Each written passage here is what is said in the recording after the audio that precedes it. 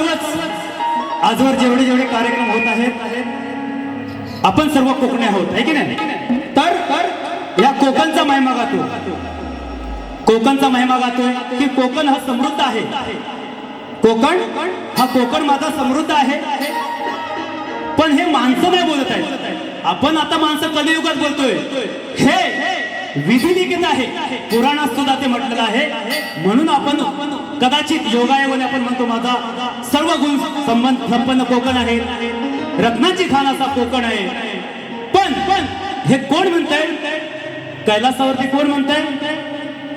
गणपती बाप्पाला त्याची आई काय सांगते बघा की बाळा कोकण, आई म्हणजे कोण? पार्वती म्हणजे कोण?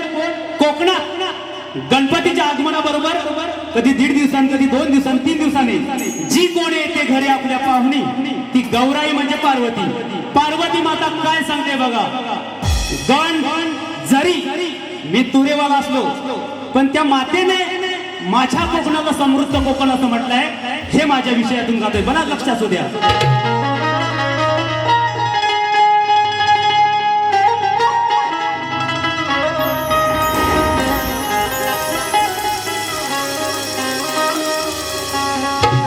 क्या करते थे साजना तुम हमसे दूर रह के, अक्सर जुदाई में अकेले तुमको ही मांगा करते थे. हो छुप छुप रोया करते थे.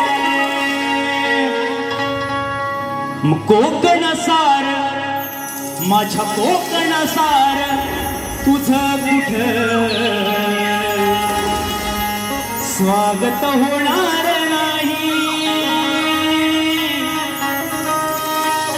कोकण सार तुझं कुठं स्वागत होणार नाही. मंगळाची माहेराची नवलाई बापाला बोले त्याची आई. हो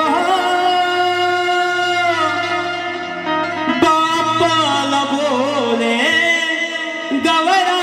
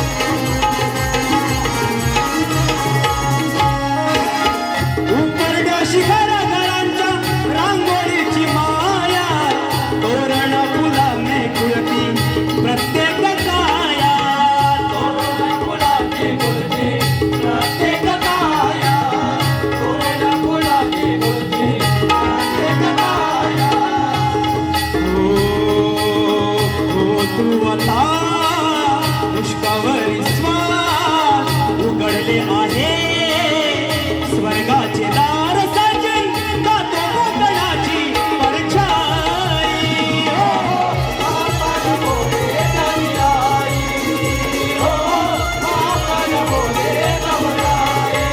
कोकण सारं तुझं कुठं स्वागत होणार नाही कोकण सारं तुझं कुठं स्वागत होणार नाही अशी माहेराची लग्नाई